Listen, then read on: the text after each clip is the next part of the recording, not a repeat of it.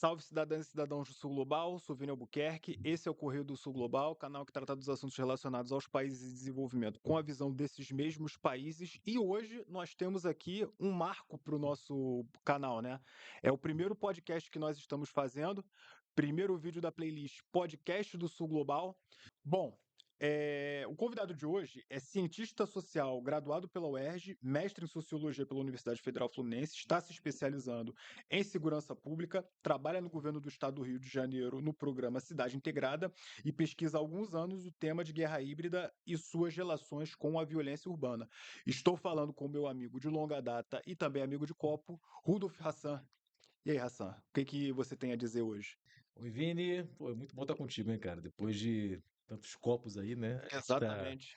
se encontrando aqui e é legal aceitar o convite pro teu canal. Eu sei que você tá nessa nova empreitada aí invadindo a internet, desbravando esse mundo de rede social, de YouTube, que é um mundo complicado, e eu sei que teu canal está crescendo, está indo numa perspectiva muito legal, Ah, com falando sobre esses certeza. temas, né?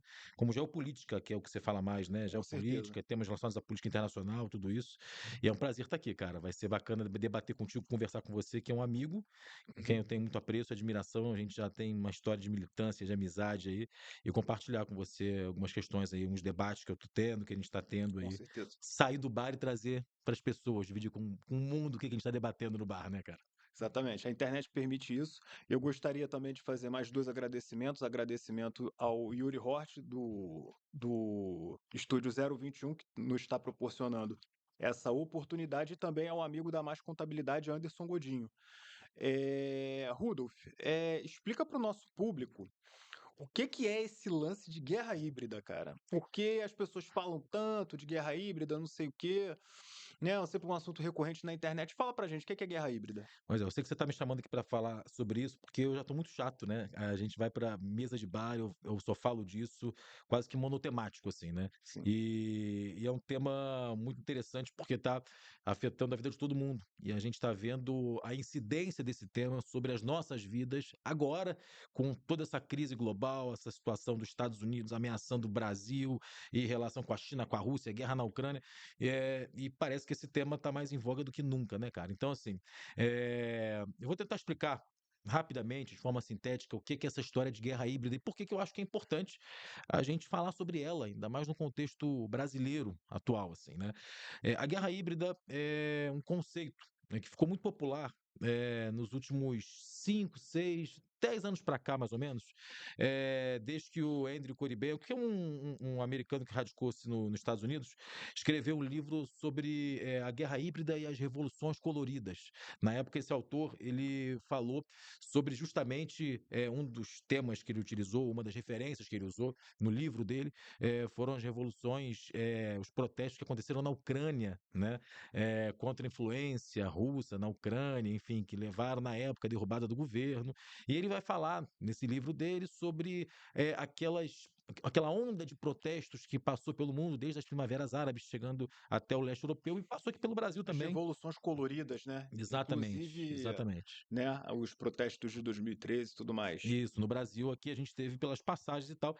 E o Coribenco vai dizer o seguinte: olha, essas revoluções coloridas, elas na verdade fazem parte do que a gente entende como guerra híbrida. E o que é guerra híbrida? Guerra híbrida é um conceito um pouco anterior, obviamente que ele não inventou esse conceito já existia, de alguns autores que eu até vou falar aqui, que é bem interessante a gente falar sobre eles.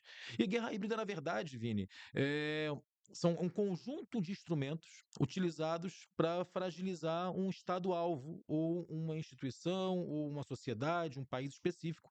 E a nação agressora, ou uma corporação privada, por exemplo, utiliza-se de meios que não são meios necessariamente bélicos ou militares, né? Então, nas revoluções coloridas, em tese, que varreram o mundo árabe, por exemplo, você teve uma onda de insatisfação contra determinadas questões no Brasil. Você teve em 2013 aquela onda de insatisfação em relação, obviamente, às passagens. De fato, a gente tem que compreender que a gente estava num período de aumentos tarifários muito grande, o Brasil vivia uma dificuldade financeira, econômica naquele período, mas aquelas manifestações, né, eu participei delas, inclusive, vale lembrar, né, Você era um hoje agente da guerra é, híbrida? eu fui e faço hoje uma autocrítica muito grande em relação a esse assunto, esse tema. Importante você falar isso. Eu gosto de falar porque eu participei ativamente naquele processo, né, naquela época, e faço uma reflexão sobre a minha participação, inclusive. Então, Aqui no Brasil, inclusive, vale lembrar, né, que quando aqueles atos eclodiram de lá para cá, a Dilma, a popularidade dela nunca voltou aos patamares que eram antes das manifestações de 2013, e depois ela sofreu impeachment, né? Então, existem indícios claríssimos que aquele movimento todo foi um movimento orquestrado para a derrubada de um governo, como aconteceu também no norte da África, contra o Gaddafi, enfim. Então, as guerras híbridas, como o Frank Hoffman, inclusive, é interessante falar sobre isso, né? O Frank Hoffman foi um tenente-coronel do Corpo de Fuzileiros Navais dos Estados Unidos, e ele foi o primeiro teórico da guerra híbrida. Ele que desenhou e falou: olha, guerra híbrida é isso, isso, isso. A esquemática sobre guerra híbrida. O Frank Hoffman, obviamente que não só ele, outros autores falaram sobre a guerra híbrida, ou temas similares, Eduardo Luttwak, enfim, tem outros autores que já falaram sobre o tema, né? Mas o Frank Hoffman foi quem melhor definiu a guerra híbrida, e engraçado a gente notar que um tenente-coronel dos fuzileiros navais dos Estados Unidos, que prestou serviço durante muito tempo para o Pentágono, enfim. E ele vai dizer que a guerra híbrida é um formato de guerra onde você pode utilizar vários meios para desestabilizar uma nação. Você pode utilizar tanto meios convencionais como meios assimétricos ou meios não convencionais. Você pode financiar guerrilhas internas, você pode utilizar a comunicação, e aí é importante esse conceito, né? Você pode utilizar a comunicação Sim, claro. para desestabilizar um determinado grupo político, você pode utilizar enfim, do financiamento de ONGs, organizações não governamentais, para que elas façam protestos contra um determinado assunto, contra um determinado tema, e aos poucos você vai enfraquecendo aquele grupo político que está no poder, de acordo com os objetivos estratégicos que você tem. A guerra híbrida, inclusive, ela acaba sendo um modelo de guerra mais barato, né? Porque você não investe forças militares convencionais, enfim. Então, isso é guerra híbrida, e eu tenho uma impressão, sabe, Vini, que o Brasil é alvo constante da guerra híbrida, porque existem interesses internacionais que sempre conspiraram contra o Brasil, né? Com E certeza. ficou muito claro isso agora, né? Com a questão dos Estados Unidos eles sendo específicos, pedindo para o governo brasileiro para terem acesso às nossas terras raras, terem acesso a metais preciosos e tal, hein? Isso aí é. O problema do níquel e tal, mas a gente pode falar disso depois, Rodolfo. Uhum. Eu queria, falar contigo antes um pouco sobre um assunto que você já tratou no blog de um amigo nosso, né, Edson Correia, até gostaria de mandar um abraço para ele, o blog Eu Rio, quando você fala sobre guerra cultural, é uma das formas da guerra híbrida. Explica um pouco mais para gente as questões, as nuances da guerra cultural e se o Oruan, o que o Oruan e a Anitta têm a ver com essa forma de se fazer guerra, se é que isso é uma forma mesmo de fazer guerra. Eu quero saber de você.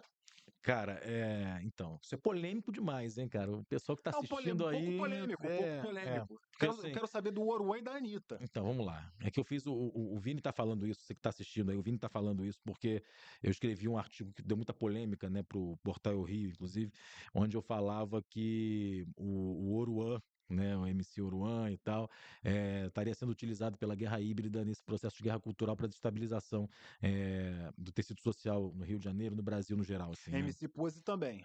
Esse MC Pose também. Eu vou explicar. Cara, é o seguinte, o pessoal vai querer me bater, mas a gente tem que tratar, esses assuntos são polêmicos mesmo, e a gente tem que enfrentar, né? Tem que falar sobre eles. Bom, como eu falei, a guerra híbrida ela pode ser executada de várias formas, né? Uma das maneiras de você executar a guerra híbrida é a partir da cultura, né? Da influência de grandes contingentes da população, principalmente os jovens e os jovens mais vulneráveis, os jovens mais pobres ou desassistidos, né? Eh, e o Rio de Janeiro hoje, ô Vini, você sabe muito bem que você mora aqui, nós somos daqui, Claro, né? né? Rio de Janeiro hoje tem uma população de cerca de 3 a 4 milhões de pessoas aí que estão vivendo sob o domínio do tráfico de drogas, por exemplo, Sim. ou de facções criminosas, né? Atrás de barricadas, enfim, sem. Em áreas deflagradas. Exato, uma cidade com 6 milhões, né, de habitantes mais ou menos, a gente tem aí esse percentual, uma coisa muito absurda, né? E uma coisa que você identifica hoje em dia, nos últimos anos, é que há um comportamento cultural por trás dessas facções, desses grupos, né? E esse comportamento cultural, ele é muito perverso, né? E ele acaba influenciando o comportamento dessa massa de jovens que ficam nos becos e vielas, que muitas vezes não têm acesso a uma educação de qualidade, ao ensino em tempo integral, e ficam ali na viela, né? E ficam sujeitos a um conjunto informacional, isso é importante, que leva eles a adquirirem comportamentos coletivos, individuais e coletivos, né? Então, eu vou chegar na guerra híbrida em relação a isso. É, O Brasil é uma nação extremamente importante no contexto geopolítico, você sabe muito bem disso. Nosso povo, e aí, para mim é muito claro isso, né? O nosso povo é um povo que precisa, de acordo com os conceitos internacionais, estar sob um domínio, né? Principalmente porque nós estamos no quintal geopolítico dos Estados Unidos, né? Isso está muito claro hoje. Se a gente falasse isso alguns anos atrás, iam dizer que a gente está falando sobre teoria conspiratória, né? Com Então, certeza. essa. Que inclusive teoria da conspiração foi um termo inventado pela CIA em 1967. Eu tenho estudado Ah, sobre é? isso também, Sério? é É mesmo? É? verdade. Nossa. Ah, então, isso com É algumas pessoas está justamente conversando. isso. É. Inclusive, essa coisa de você rotular alguém como, esse cara só fala de teoria conspiratória, Conspiracionista. conspiracionista, É, é uma forma de você desqualificar o discurso do indivíduo, que às vezes o indivíduo está falando alguma coisa que é correta, que é séria, e você rotula, com né? certeza. E aí, bom, se a gente falasse isso alguns anos atrás, e eu há anos falo sobre várias questões que a gente está discutindo aqui hoje, né? Eu já fui rotulado muito de conspiracionista, e hoje está tudo aí sendo revelado, né? Os americanos Pois é. sendo claros e evidentes. Trump, inclusive, eu acho que está se prestando a um favor, nesse caso específico, importante, né? Porque está revelando de fato os interesses escusos que eles sempre tiveram em relação a nós, né? Bom, Com certeza. mas voltando à questão do Uruguai. Então, sempre houve uma necessidade por parte das grandes potências de que o Brasil continuasse refém dos processos econômicos internacionais e das elites internacionais, né? Nesse sentido, nunca foi prudente você permitir que no Brasil você tivesse de fato uma revolução cultural e educacional. Nunca se permitiu que líderes políticos, por exemplo, né, investissem em educação de qualidade, produzissem o ensino em tempo integral em Aos moldes de comunidades. Leonel Brizola e Darcy Ribeiro, com contribuições de Oscar Niemeyer. Mas continue, por Exato, favor. exato, exato. Então, todas aquelas lideranças políticas brasileiras que tentaram, de alguma forma, investir em educação ou cultura foram rapidamente retiradas do poder ou sabotadas no seu processo político histórico, né? Sim. E isso é uma estratégia muito clara, né? Você reduzir investimentos em educação ou impedir que uma população seja educada é uma estratégia de dominação psicológica. E a guerra híbrida utiliza também meios psicológicos de dominação e culturais. Bom, eu vou chegar no Uruguai. O que a gente vê hoje nas favelas do Rio? Durante muito tempo a gente acreditava que a pobreza estaria associada ao crime. É óbvio que a pobreza, em certos casos e situações, ela vai levar a situações criminais, mas é errado e completamente equivocado, até do ponto de vista sociológico, você associar plenamente a pobreza à prática criminosa. Com certeza. O que você vê em grande medida hoje em várias comunidades do Rio, sendo praticado por várias facções criminosas, por exemplo, é o que a gente chama de narcocultura. Inclusive, vários teóricos no México já estudam esse tema, já abordam o tema, porque no México os cartéis de Sinaloa e tal utilizam, inclusive, dos mecanismos culturais para promover esse processo de disseminação de uma cultura do narcotráfico. E aí que eu vou entrar na guerra híbrida e o narcotráfico, Vini. Se você pegar um Oruan e o Pose, várias músicas que eles cantam, não vou lembrar aqui porque eu não ouço, né? Elas falam o quê? Pega e atira no alemão e não sei o quê, porta o G3, G3 é um tipo de fuzil, e atira no alemão, não sei o quê, parará, parará, parará. O alemão, né, na linguagem do tráfico de drogas, sendo muito direto aqui para quem está escutando, o alemão é um outro jovem, negro e pobre, né, de uma facção rival. E quando um É o MC inimigo. é um Mas quem inimigo, é o inimigo? e o inimigo alemão, na verdade, é um símbolo, uma significação simbólica que as facções utilizam como o inimigo. E quando um MC desse fica repetindo nas suas músicas atira, atira no alemão, ele está incentivando que aquele jovem faccionado da sua comunidade, da sua favela, crie um ódio contra aquele outro jovem negro e pobre da outra facção. Então, o que você está fazendo, na verdade, é estimular que a cognição daquele jovem fique voltada ao ódio contra um outro jovem negro e pobre. Além disso, várias músicas dessas falam senta, senta, pega novinha e não sei o que, parará, vem pro colo do pai, incentivando a sensualização, a sexualização. Gente, cá entre nós, vou falar para vocês que estão assistindo aqui a gente. Numa favela, novinha não é uma menina de 18 anos, nem 19 anos. Ah, Novinha menos de é 10, é uma 11. menor de idade, né? Então, o que essas músicas elas promovem? A sexualização exacerbada e a violência, né? A Pedofilia, animalização, exatamente. né? Elas estão promovendo a brutalização e a animalização de um contingente gigante de jovens pobres e periféricos. E aí, ao fazerem isso, elas criam uma cultura que a gente chama de narcocultura, aonde você tem por trás a ostentação. Esses jovens, por exemplo, já existem pesquisas que comprovam que grande parte do roubo, do produto do roubo, do furto que eles cometem muitas vezes, eles investem em cordões, em bermudas, em tênis de marca, Ouro. ouro.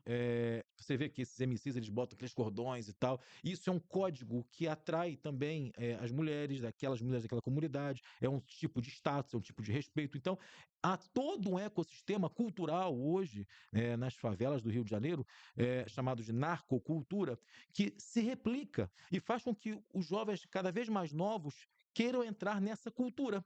E ao fazerem isso, o que está acontecendo? E aí onde é que entra a guerra híbrida? Você cria um grande número de contingentes de jovens pobres, de jovens periféricos, que não mais entram só para a cultura do crime por questões de ganho financeiro, e isso é uma verdade, porque estudos mostram hoje que um vapor, que é o cara que leva a droga para cá e para lá, ou um jovem que fica na segurança da boca, não está ganhando nem um salário mínimo, né? A droga hoje não confere aos seus soldados um ganho muito exacerbado. As próprias organizações criminosas têm mudado, né, o seu perfil de Exatamente, ganhos, né? exatamente. Só que como é que elas atraem esses jovens? Não é mais pelo ganho financeiro, Vini. Elas estão atraindo esses jovens por conta de uma cultura.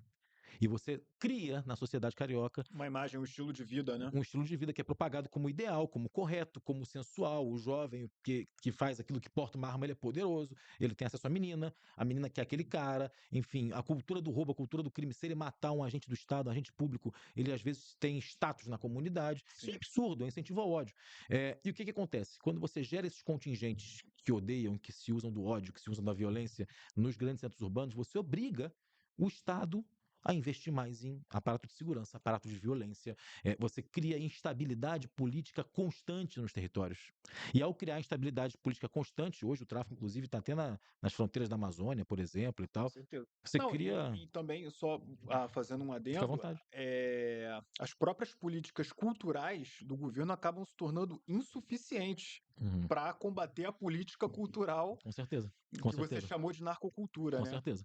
Não, e o que acontece é que essa narcocultura ela vai se expandindo, esses jovens cada vez mais cedo ficam aficionados por esse estilo de vida, e a consequência disso a longo prazo, e o Frank Hoffman fala isso, né? A guerra híbrida ela pode se estender por um longo período de tempo. O objetivo dela é manter um Estado-alvo em permanente condição de refém. Em permanente fragilidade. O tráfico no Brasil. E óbvio, assim, tem gente que vai criticar essa falha e vai dizer, poxa, vocês ao falarem isso estão colocando sempre a culpa no agente externo pelo seu fracasso, pelo nosso fracasso enquanto sociedade. Não, essa não é a realidade. Não estou culpando o agente externo. Eu estou dizendo que, inclusive, nossos agentes internos, nossos agentes políticos, não tiveram força, muitas vezes, para conseguir contrapor esse Ou foram processo, né? corrompidos no meio do caminho, Ou foram retirados, né? Ou retirados. impedidos de chegar ao poder, enfim. Então, a relação que eu faço entre Oruan e Pose e Guerra Híbrida é essa. Eles são, para mim, agentes da guerra híbrida, agentes desse processo de desinformação. E são agentes que eles não fazem isso sabendo, gente. É lógico que eles não são pessoas que estão conscientes que estão servindo a esse processo, mas estão servindo. Né? Quando, por exemplo, você vê um conjunto de entes da sociedade civil organizada protegendo, legitimando, estão dando suporte e resguardo para esse tipo de cultura, né? Para continuar alimentando esses contingentes. E o que estão fazendo, na verdade, é alimentar uma guerra constante de jovens negros e pobres contra jovens negros e pobres, que vão se brutalizando cada vez mais, que vão se corrompendo cada vez mais, que vão ameaçando o Estado cada vez mais e que vão morrendo cada vez mais. Isso também é um projeto de controle social. E quando algumas pessoas, até do meio artístico ou cultural, saem em defesa desses indivíduos, eles estão servindo como agentes da guerra híbrida no que a gente chama de network, que depois a gente vai falar também. Beleza. Você falou uma coisa que foi muito interessante, que foi justamente da narcocultura do cartel de Sinaloa. Tem um vídeo muito bom, é só vocês procurarem no canal Iconografia da História do Joel Paviotti, que tem um vídeo muito bom sobre isso. Mas não era isso que eu queria te perguntar, não. Você falou sobre os agentes que não têm noção de que são agentes, né? E que fazem parte justamente do espraiamento dessa narcocultura, né? Mas eu vou te fazer uma pergunta relacionada a isso. E a galera que está no edital da Open Society e da Fundação Ford, eles têm noção que eles são parte de uma guerra cultural ou não? Rapaz, aí tu vai me botando numa situação delicada aqui, né? Não, me responde se você quiser. A galerinha do Então, edital. vamos lá. É, Outro dia eu estava vendo vídeo na internet do Jones Manuel, né? Que é Aham. influencer e Sim, sim. tal. Se eu não me engano, ele era do Partido Comunista Brasileiro, não é isso? Agora ele tá no PCBR, porque teve um racha no PCB, né? Enfim, essa é. Aí agora ele criou o Partido Comunista Brasileiro Revolucionário e agora ele é militante por esse partido. Mas o que que ele falou? Tá, aí ele estava criticando nesse vídeo justamente os conceitos de guerra híbrida, né? Dizendo que essa utilização desse conceito ela pode ser equivocada, e na perspectiva marxista dele, marxista-leninista e tal dele, guerra híbrida é um conceito equivocado porque não considera a permanente luta de classes, né? A classe proletária de determinado estado, a burguesia de determinado estado Sim, e as lutas constantes no seio daquele estado e também as correlações que existem entre a luta de classes entre estados-nações também, né? Entre as classes que estão sim. em outros estados, né? Dizendo que é um conceito e algumas críticas ele fazia nesse sentido, inclusive dizia que é uma forma também de justificar o fracasso da política interna em alguns campos específicos. E um dado que ele deu, que ele falou, né, foi o seguinte: pô, esse pessoal que fala de guerra híbrida aí fica criticando algumas fundações internacionais e tal, parará, que financiam projetos e tal, dizendo. Esse vídeo virou meme em alguns canais nacionalistas. Ah, é? Eu É. não, eu te digo que eu não vi esses memes, mas eu vi esse vídeo que ele fala isso. Então ele vai dizer que, olha, essa galerinha que é financiada e tal, não necessariamente, poxa, sabe que está servindo a um processo de guerra híbrida. Veja bem, ele inclusive usa um exemplo. Se você for ver lá os editais da Fundação X, que eu não vou me recordar agora, uma fundação internacional dessa, você vai ver que a Pode falar, CUT. cara. Não, mas eu não lembro mesmo, juro. Se eu lembrasse, eu falava. Se eu lembrasse, eu falava. Beleza. Eu não lembro se era Open Society ou se era Ford Foundation, alguma delas, né? E aí ele falava: se você for ver lá, por exemplo, a CUT é financiada. Vocês acham mesmo que a CUT vai participar de uma guerra híbrida contra o Brasil? Não, né, gente? Bom, olha, eu realmente não quero crer que a CUT, os seus dirigentes, racionalmente, façam, promovam isso. Espero que não e acho que não, de fato. É, mas a guerra híbrida pressupõe, e é isso que eu acho que ele foi ingênuo na avaliação dele. é, Quem financia espera um resultado, né? então, eu acho que ele foi ingênuo ou cometeu um equívoco, mas, enfim, eu respeito muito as avaliações, uma pessoa que, enfim, dentro da democracia a gente tem que respeitar e debater. E eu acho que, assim, na guerra híbrida, cara, é justamente isso. A guerra híbrida é um conjunto de ações, inclusive de caráter psicológico, aonde muitos indivíduos acabam realizando atos sem que eles tenham noção cognitiva, noção psicológica e plena consciência de que estão executando um ato que vai acabar favorecendo interesses de X, Y e Z. Uma fundação, por exemplo, como a Open Society ou outras grandes fundações internacionais, elas não financiam projetos à toa, né? Eu estava vendo, inclusive, que grande parte de recursos de fundações internacionais hoje estão se destinando à criação de fundos destinados à proteção dos indígenas na região amazônica. Enfim, não é à toa que grupos europeus ou estadunidenses estejam depositando um fluxo muito grande de recursos em organizações não governamentais na região amazônica. Algum interesse eles têm e eu, assim, cá entre nós, eu não vou acreditar que quem chegou aqui, explorou, fez isso, aconteceu, quebrou, levou tudo daqui, agora queira colocar dinheiro para proteger nosso povo indígena, né? Nossos ancestrais, né? Eu acho que tem outros interesses por trás disso. E guerra híbrida é isso, né? Então, follow the money, segue o dinheiro que você vai ver que sempre tem um interesse ali, né? Eu Exatamente. acho equivocado esse discurso de dizer que é só porque é financiado. Essas fundações têm várias linhas voltadas aos direitos humanos, têm várias linhas voltadas a muita coisa, mas às vezes até pautas que a gente considera que são importantes e justas são momentaneamente capturadas e utilizadas como uma ferramenta de desestabilização. A gente vai falar sobre isso daqui a pouco. Beleza, então.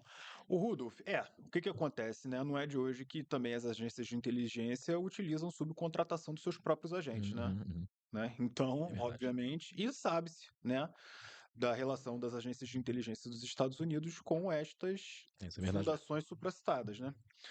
Bom, mas eu gostaria de te perguntar também, Rudolf, se o lawfare é também uma forma de guerra híbrida e não estou fazendo nenhuma referência ao julgamento de um certo ex-presidente que está acontecendo agora neste mesmo momento, né? E que gerou muito problema e muita celeuma relacionada ao ministro Luiz Fux. Lawfare é realmente uma forma de guerra híbrida? Eu acho que é, e já a literatura já comprova isso, né, cara? Já é consagrado já que o lawfare é uma forma de você interferir nos processos políticos de um país, né? Tem uma literatura muito vasta sobre isso, inclusive.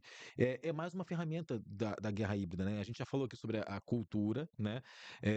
Inclusive, voltando rapidamente à questão da cultura, que eu lembrei de uma questão que é muito importante, sabe, Vini? Você falou, é só uma parte, tá, gente? Eu vou voltar pro lawfare. É, Na parte cultural, me recordei aqui agora, inclusive vendo os papéis aqui que eu adoro, eu sou o cara que adora usar papel. É, enfim, tem uma questão, tem um etnomusicista, enfim, um etnólogo, assim, que é o Merian, e ele fala sobre a música, o efeito da música no comportamento humano, né? E o Merian, ele é espetacular, Vini, porque ele vai dizer como a música tem a capacidade de, em determinado momento, construir paradigmas e criar um mecanismo de comportamento e reação do indivíduo ao ambiente, né?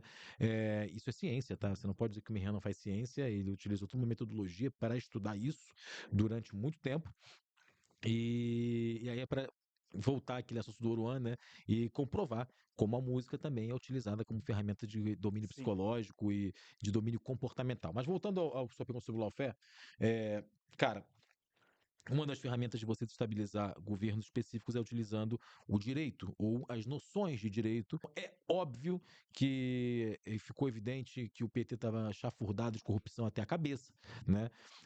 Mas também nós tivemos ali interesses políticos que levaram aquele processo ali, né? Sim. E o direito e as corporações foram utilizadas para essa finalidade. Depois você teve no processo da Lava Jato, né? Inclusive o próprio Sérgio Moro claramente tendo relação com o Departamento de Estado dos Estados Unidos, né? Fazendo curso lá fora, enfim, sendo instrumentalizado pelo Departamento de Estado no processo de condução do julgamento, em primeira Ele, instância, ele né? viajava para os Estados Unidos no meio do processo e tal. Exato, exato. Não, e depois comprovou-se que Comprovou-se o que Departamento de Estado estava tendo auxiliando, e o FBI, né, auxiliando diretamente eh, a Polícia Federal Brasileira e o Ministério Público nas investigações naquele período, né?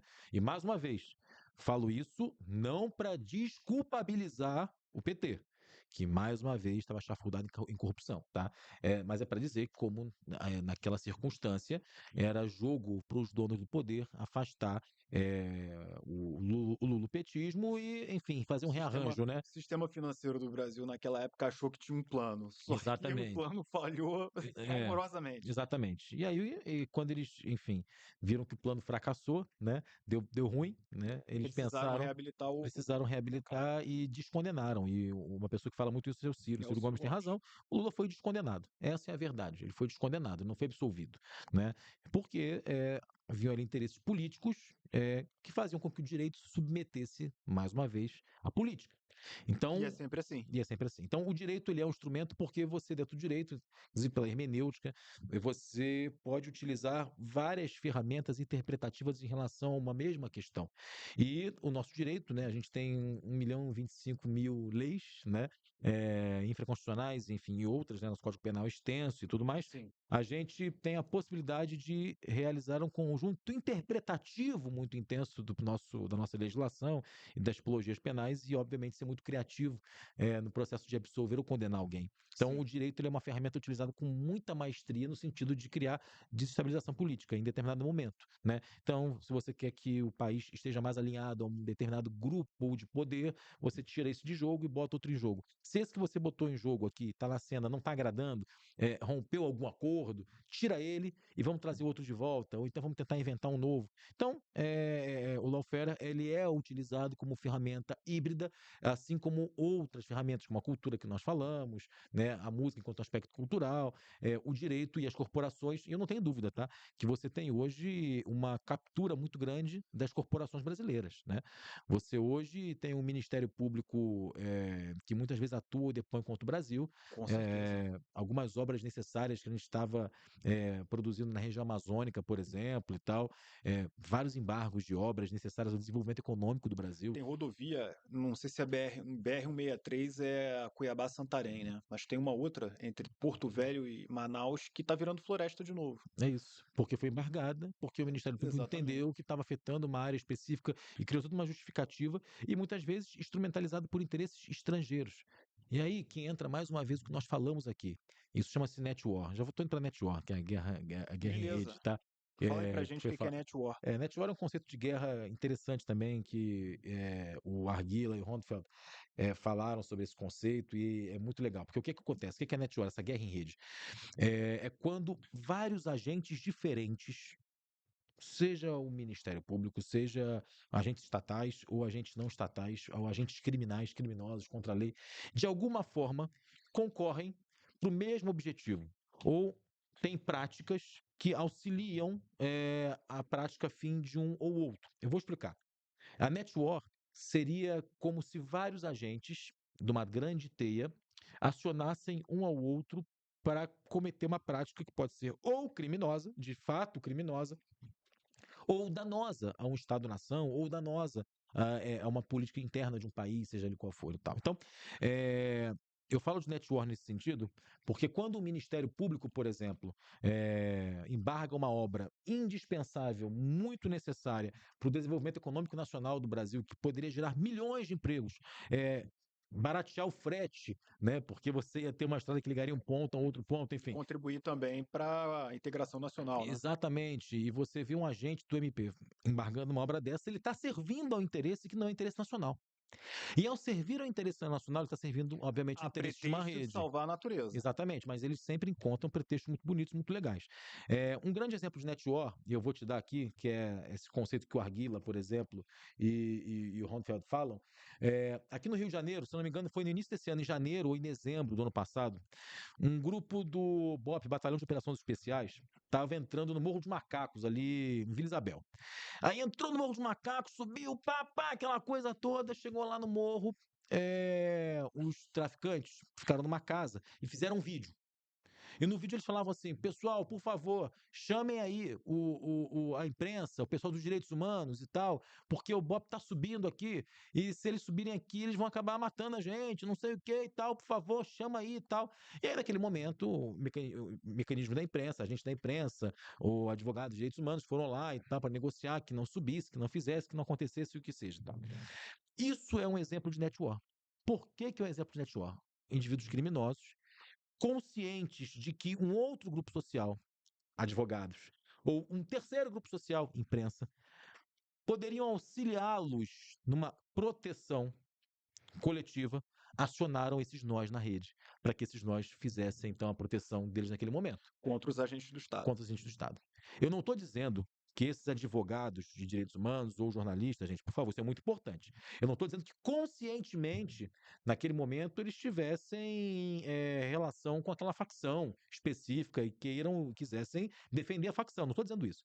Eu estou dizendo que, em algum momento, Nem com aqueles indivíduos também. exatamente, mas mesmo de forma inconsciente, foram acionados e protegeram um grupo criminal com a sua ação, lógico, uma ação baseada racionalmente na compreensão de que estariam promovendo o direito, protegeram um grupo criminoso que muito provavelmente a maioria daqueles ali já voltaram para a rua, né, e estão cometendo a barbárie, assassinatos e assaltos, o que for.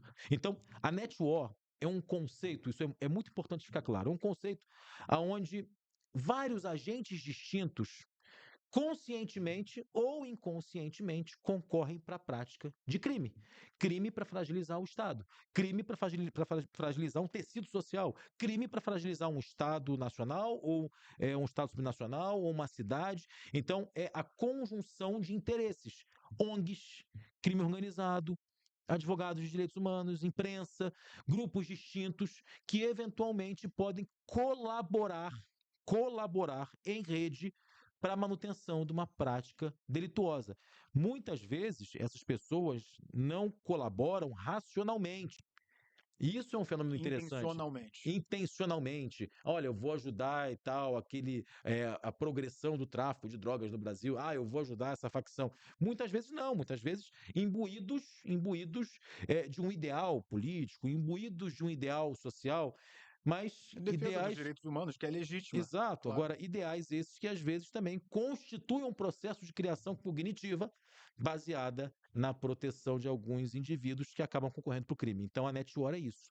É a conexão de vários nós em favor de determinado delito, de determinada prática criminosa, de determinada prática delituosa. Hoje, inclusive, no Brasil, a gente está vendo que a netwar está muito já baseada no processo de consciência real, né? Quando você vê, por exemplo, o PCC lá em São Paulo ligado à Faria Lima já, então você vê que o PCC que comete uma prática criminosa de distribuição de drogas no Brasil, né? Ele já está conectado ao setor Ao financeiro, financeiro, para lavagem de dinheiro. para lavar o dinheiro, já está conectado com, enfim, ramificações ao porto tal, ao porto X, ao porto não sei aonde. Dizem que tem vários postos de gasolina, investigações dizem que eles já alugam prédio, já entraram na economia formal de São Só Paulo e que do Brasil, só que aí entendeu? eles bateram nos donos do Brasil, né, porque Pois é, eles começaram a comprar terras no interior de São Paulo e comprar usinas, né, e usina, aí eles começaram a usina de açúcar e tal, não é isso? exatamente, etanol, Etanol, né? né, aí os usineiros abriram o bico, né, Uhum, uhum. aí eles Foram pra cima, né? bateram um pouco na Foram pra na cima. elite agrária brasileira. Mas isso é uma network.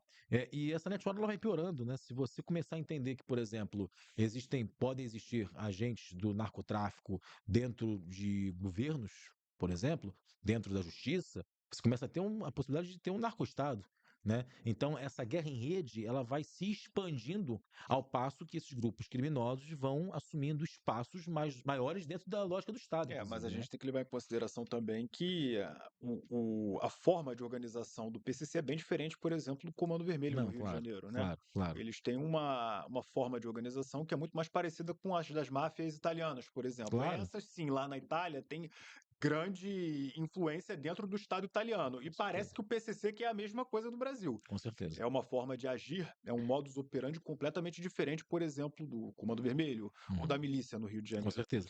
Mas lembre-se que a milícia no Rio de Janeiro já elegeu parlamentar.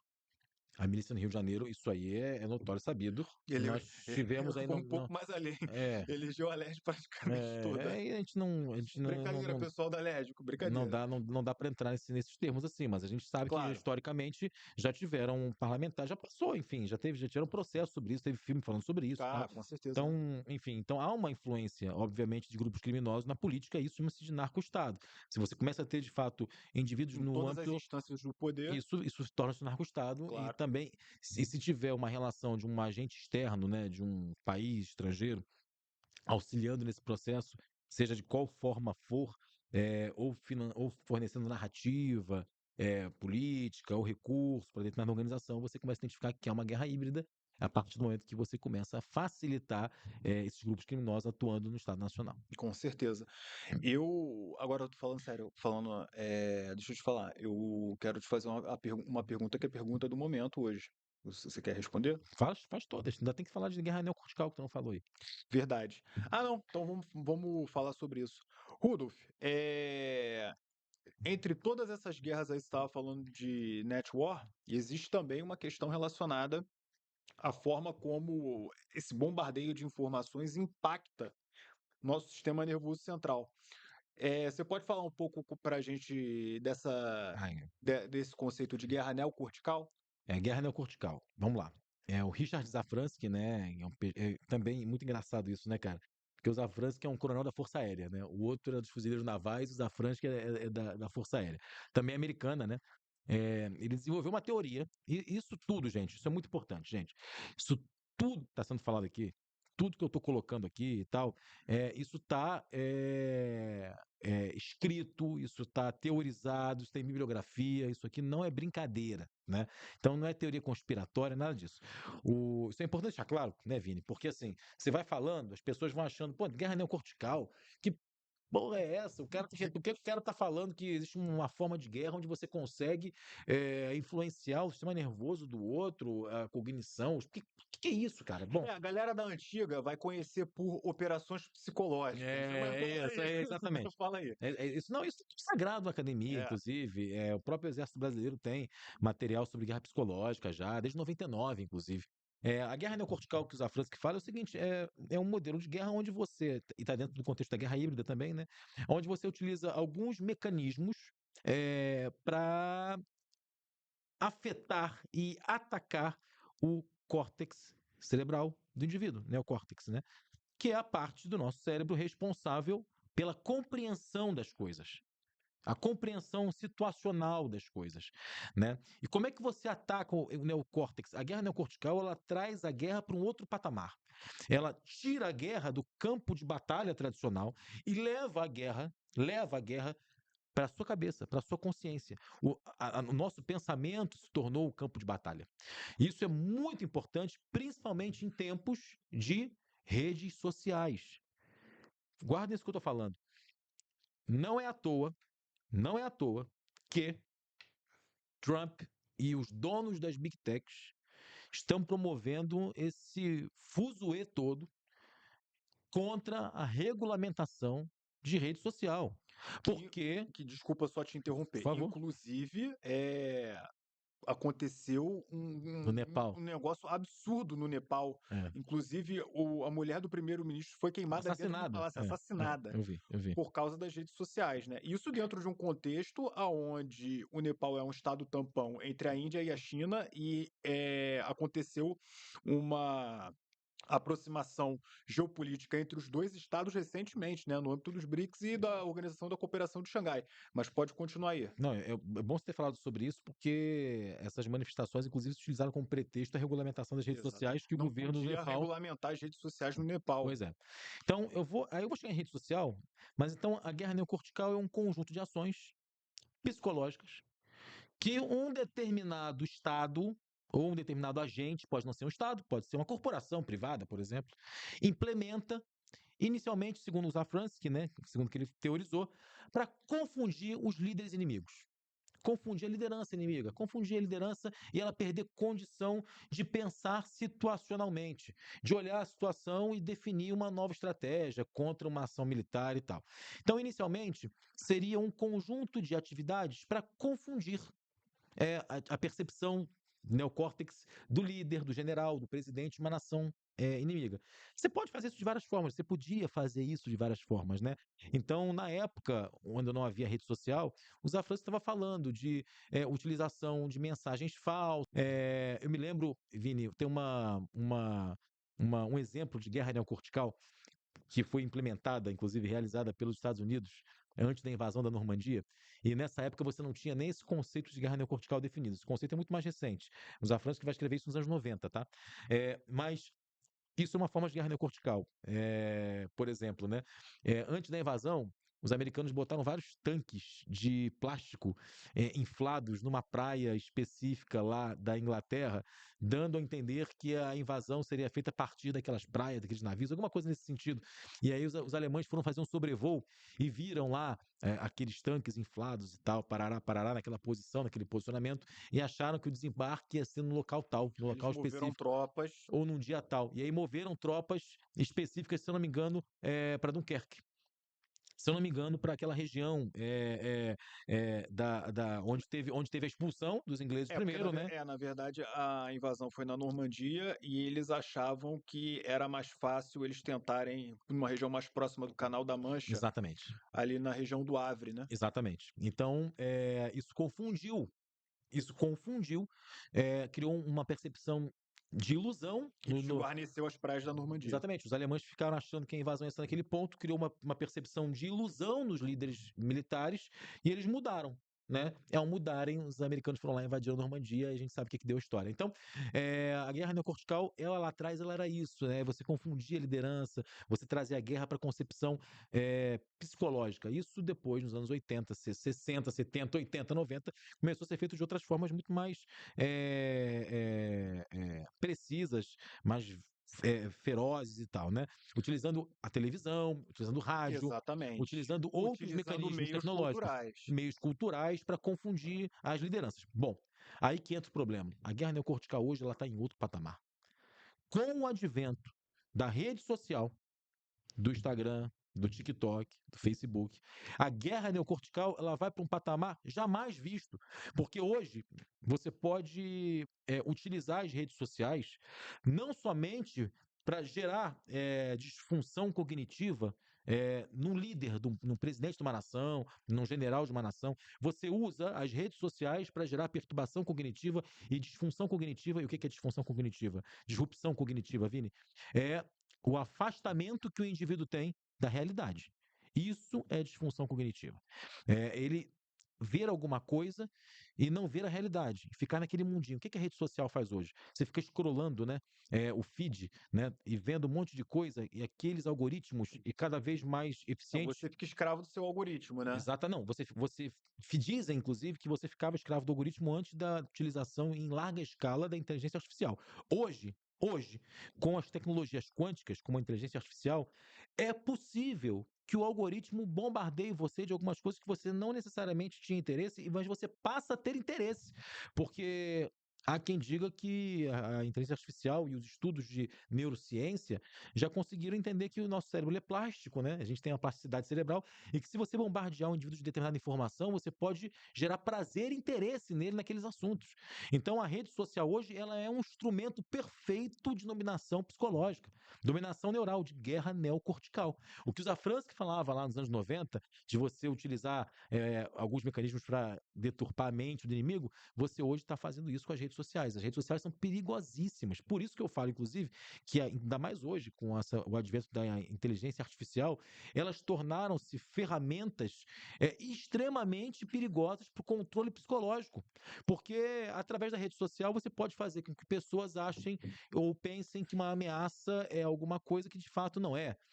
Você pode deslocar temas, né? As ameaças seriam não ameaças e as não ameaças são ameaças, né? Na cabeça das Exatamente, pessoas. Eu vejo exatamente, isso exatamente. o Você tempo vê, inteiro. cara, várias vezes a gente vê, né? Por exemplo, como é que eu posso explicar? As pessoas falando sobre alguns temas que tomam o noticiário e ficam no noticiário durante dias, e são temas que às vezes são triviais e que não têm importância nenhuma com o processo político social, Pois né? é, Enfim, você deixa de discutir questões fundamentais para a economia, para a saúde, com segurança, e certeza. a sociedade fica discutindo temas que são triviais, e isso é guerra neocortical, né? Isso é verdade. Agora, deixa eu te fazer aquelas perguntinhas que eu queria fazer. É a pergunta do hoje, né? Você acha que tá tendo lawfare contra o Bolsonaro? Tô perguntando para você. E se, eventualmente, essa guerra, esse lawfare, que é uma guerra híbrida, pode vir a se transformar numa guerra convencional, né?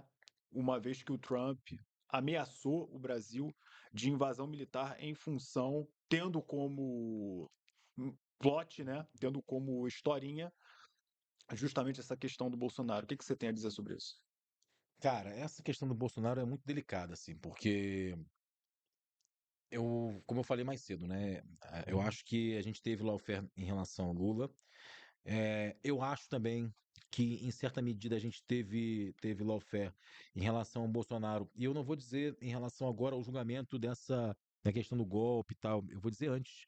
Durante o governo, ele não pôde tomar várias atitudes, porque, e você vai lembrar muito bem, porque o STF impediu claramente que ele nomeasse um presidente da Polícia, um diretor Não, da Polícia ó, Federal, antes, enfim. antes de qualquer coisa, ó, Vini Albuquerque, eu acho que o Bolsonaro é culpado e que o Bolsonaro tentou um golpe de Estado, mas a questão não é essa, mas Não, vou não é volte essa. para isso. Não é, mas é isso, não é essa. Eu acho que nessa questão do golpe de Estado é uma questão específica, né? Eu acho que ele sofreu um processo de lawfare durante todo o governo dele, ele foi impedido de governar, assim como também o Lula, a gente está vivendo uma tutela do judiciário sobre o executivo. Isso é Então, óbvio. assim, independente de Lula ou Bolsonaro, a gente já tá tutelado, o Estado brasileiro está tutelado, e isso muito por conta da incapacidade dos nossos executivos também, né? Do baixo nível do nosso executivo, no geral e tal. Isso é uma questão. A segunda questão, que é importante nesse caso agora que foi que você perguntou, em relação ao julgamento dele, né, em específico, eu tenho uma tese, eu tenho uma hipótese, uma suspeita, tá? Eu acho que o STF viu ou identificou que talvez um grupo político ligado ao Bolsonaro e talvez uma pequena fração de militares ligados ao Bolsonaro realizaram um processo de guerra híbrida junto com a Cambridge Analytica, você lembra, né? Lembro. Junto com Steve aquele Bannon. Stephen Bannon e tal, para eleger o Bolsonaro lá em 2018. né? Existem indícios, inclusive, algumas publicações que falam sobre isso, sobre como alguns militares brasileiros, inclusive compuseram o governo e hoje alguns são até réus, podem ter utilizado mecanismos de guerra psicológica. Né? Não sei se você lembra, eu preciso falar sobre isso para poder falar sobre o julgamento, tá? Porque eu acho que essa percepção ela atravessa e faz com que o Moraes esteja fazendo o que ele está fazendo hoje. É, Lembra em 2018, onde você não tinha ainda, óbvio que já existia o Instagram, você já tinha os algoritmos, mas não eram tão avançados como são hoje, naquele momento. Você lembra que foi muito utilizado pelo WhatsApp as fake news, que eram aquelas informações falsas que faziam com que as pessoas, aquela que a gente chama de tia do Zap, botasse lá, mandasse um zap para outra tia, mostrando uma foto lá que parecia que era o filho do Lula, Mamadeira de. mamadeira de pi, É aquilo ali. K, É, aquela coisa da velhinha dizendo que uma foto que parecia uma montagem que dizia que o filho do Lula tinha um barco no meio da Amazônia, umas coisas loucas assim, que o irmão do cara era da JBS, não sei o que, essas loucuras. O WhatsApp foi utilizado de forma ampla, né? sim. É, e dizem que isso foi uma estratégia já híbrida de influência cognitiva das grandes massas. Para quê? Para gerar uma revolta. Gerar uma revolta na população como um todo e tal, parará, parará. O que veio a desaguar no quê? Na eleição do Bolsonaro. Lembrando que a eleição do Bolsonaro não foi a eleição do Bolsonaro, foi uma eleição anti-PT. Isso, Sim. isso, isso é claro, a ciência política hoje já está pacificada. Mas você está fugindo da minha Calma, eu pergunta. preciso Tá fugindo da contextualizar. minha Eu tenho que pergunta. contextualizar, calma. Eu não posso não contextualizar. Então, eu acho que o STF identificou que esse grupamento utilizou guerra híbrida contra a própria nação, o que é um crime. Isso é um Claro. crime. Você utilizar guerra híbrida contra uma nação estrangeira para proteger o seu território, ok. Num país que não tem legislação para tratar Exatamente. disso, tá? Não, exatamente, exatamente. Vamos deixar isso bem Então, claro. eu percebo que o STF sacou que alguns mecanismos de contra-inteligência e de guerra psicológica foram utilizados contra a própria população brasileira Com certeza. por membros do poder oficial. E agora, o que o STF faz? E aí eu vou responder a tua pergunta. Eu acho que vão condenar, ele vai ser condenado, porque o STF está se utilizando de um instrumento jurídico chamado de democracia defensiva. Tá? O que seria democracia de defesa ou democracia defensiva? É uma forma, uma análise, uma forma de você fazer o direito ou operar o direito em determinado momento histórico com o objetivo de impedir, sob a justificativa de você talvez ter uma ameaça de algum grupo radical que possa ser como um cavalo de Troia, se utilizar da democracia para por dentro dela corroê-la. E minando o Estado. Exatamente. E o que seria democracia defensiva, esse conceito? Que foi um conceito, inclusive, formulado por um alemão, eu esqueci o nome agora, no pós-guerra, né? Obviamente no pós-guerra, já, enfim, entendendo tudo que Hitler fez na Alemanha e que a ascensão daquele indivíduo ao poder foi por vias democráticas, né, inclusive, e depois ele estabeleceu e tal. Então, esse conceito ele vai dizer que em dado momento, para proteger a democracia, as Supremas Cortes, os tribunais federais precisam, eventualmente, ser muito rígidos ou até suplantar direitos fundamentais em nome da garantia de direitos fundamentais. Eu acho, não Que posso. utiliza esse Eu estou conceito. achando que o STF está utilizando essa filosofia para julgar o Bolsonaro. Tá? E aí, o que vai ser, eu acho que vai haver condenação, né? Eu também acho. E a gente está falando isso agora, não sei quando é que a gente vai lançar esses cortes aqui, né? Pode ser que isso aqui, inclusive, fique atrasado. A Tá gente. 2-1 por enquanto. É. É um voto do Alexandre de Moraes, dois votos, né? Um do Alexandre de Moraes e um do Flávio Dino em prol da condenação do Bolsonaro e o voto do Luiz Fux contra. Uhum. Mas você não respondeu completamente minha pergunta. Vai, fala o que você quer que eu responda. E o que você acha? Se o Bolsonaro for condenado, né? Eu Ah, acredito que tá. se ele for condenado e houver uma reação norte-americana, estava até perguntando para um amigo militar nosso hoje, né? Né, nós todos vamos ser convocados. Se houver uma reação americana, a guerra híbrida vira guerra convencional? Cara, assim, a primeira coisa que eu tenho que registrar para quem está ouvindo é que, para vocês verem a dimensão e a importância do que é a guerra híbrida, né? Sim. Em pleno dia 7 de setembro, numa manifestação de pessoas que se pretendem patriotas, você vê uma bandeira dos Estados Uma Unidos, coisa absurda. né? Então, assim, a guerra híbrida e a guerra neocortical, ela é tão potente ela é tão potente que alterou a percepção das pessoas sobre o que é nacionalismo, sobre o que Sobre o é que é ser sobre patriota o no que é Brasil. ser patriota.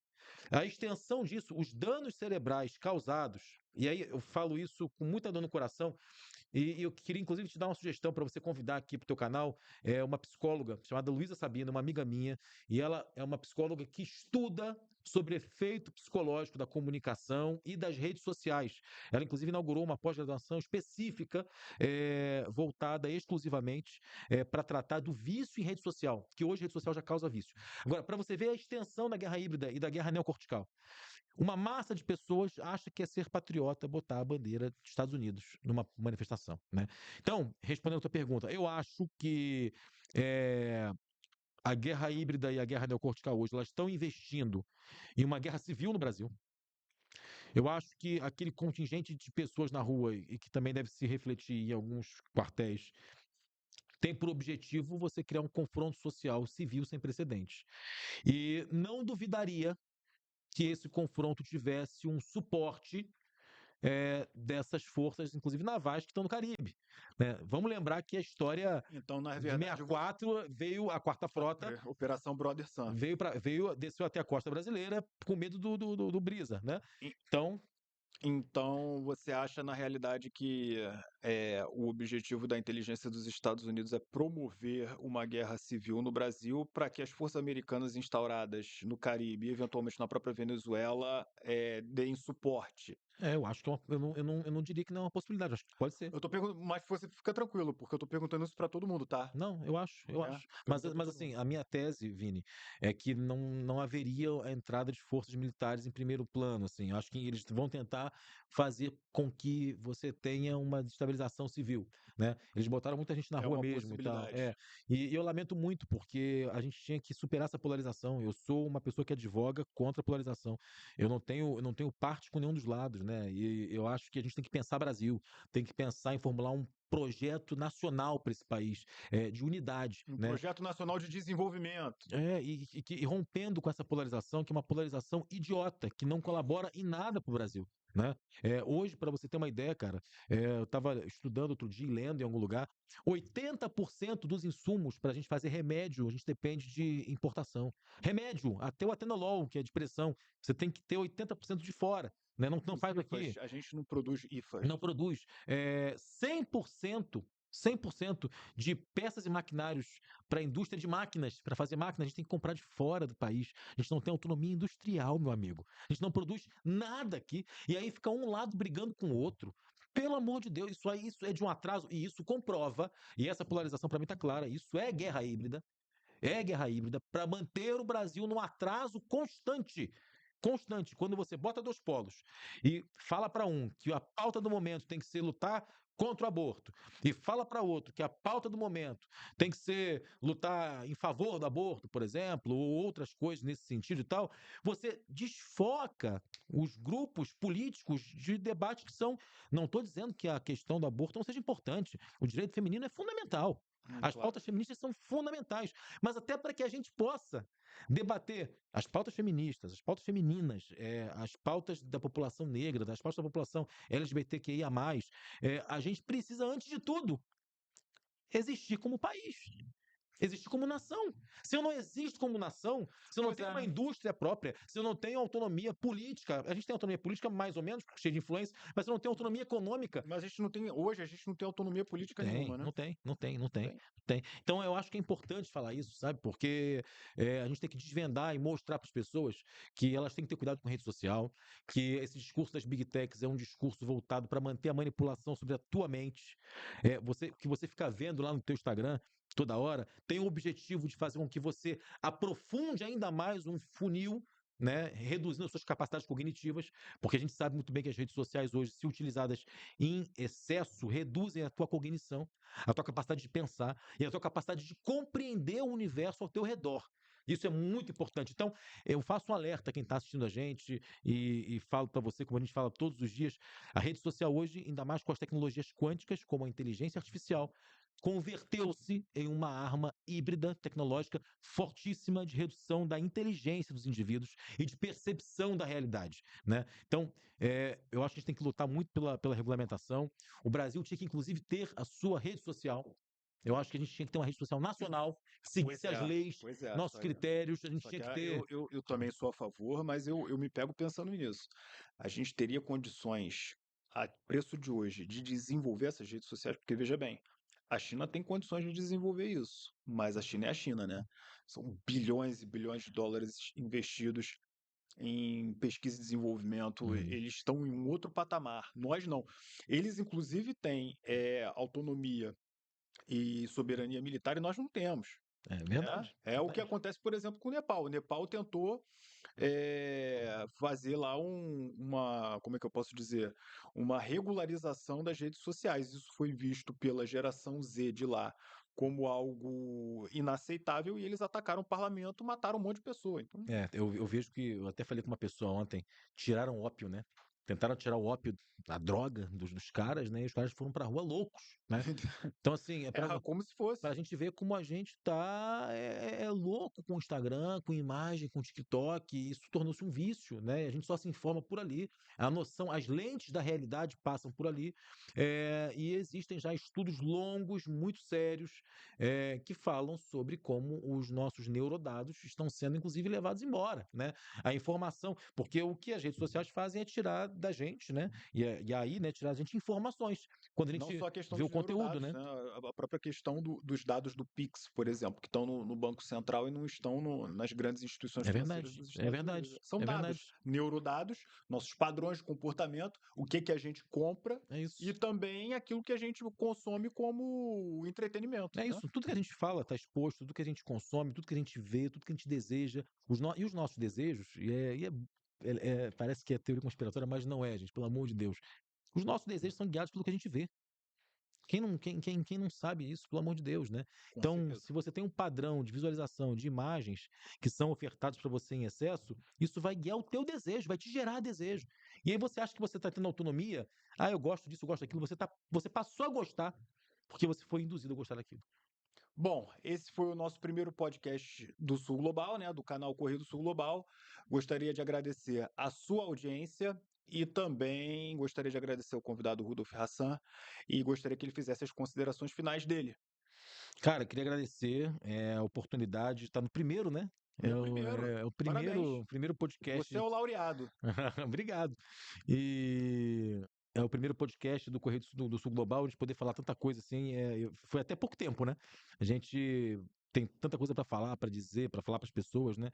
E eu queria agradecer a oportunidade, Vini, desejar sucesso. Eu acho que teu podcast vai voar. Não esquece de trazer aqui a Luísa, que vou te passar depois o contato, que é essa pessoa, que é essa Bom, psicóloga, entendeu? quantas pessoas mais você me passar, eu te É agradeço. muito legal. Agradecer a 021 aí, o pessoal. O estúdio aqui é muito legal, muito bacana. O pessoal recebeu a gente super bem, né? E é isso. Eu acho que a gente tem que continuar, para concluir, né? A gente tem que falar sobre guerra híbrida, sim. A gente tem que desvendar esse assunto, mostrar que não é teoria conspiratória. Hoje o mundo está mostrando para a gente como funciona essa manipulação das massas, como essa questão do narcotráfico está tragando a nossa juventude toda, né? Levando a juventude toda para aderir a essa narcocultura, como isso é tão ruim, como a sociedade está fracionada entre uma suposta direita e uma suposta esquerda, e família, né, entre si, pai com irmão, filho com mãe, se odiando, né? A gente tá percebendo que a gente tem, inclusive, homicídios, né, cara, por conta desse ódio político. Isso é um projeto, a gente tem que entender que isso é um projeto, né? É um projeto para afastar o Brasil do seu destino. E a gente tem que falar isso claramente, né, para o nosso ouvinte, para quem está assistindo a gente. Não há acaso na política, não há acaso na política internacional, e a gente vai ter que entender que para prevenir a guerra híbrida e para prevenir esses processos de dominação neocortical e da nossa consciência, um passo importantíssimo é a gente estar atento, né? E, obviamente, investir em educação, investir em cultura, que essa é a melhor forma de você prevenir esse controle comportamental ao qual a gente está submetido hoje. Obrigado, Vini, e espero voltar aqui para a gente trocar mais ideias em algum outro momento. É isso aí, galera. Até o podcast Sul Global, #2. Valeu, abraço e tchau.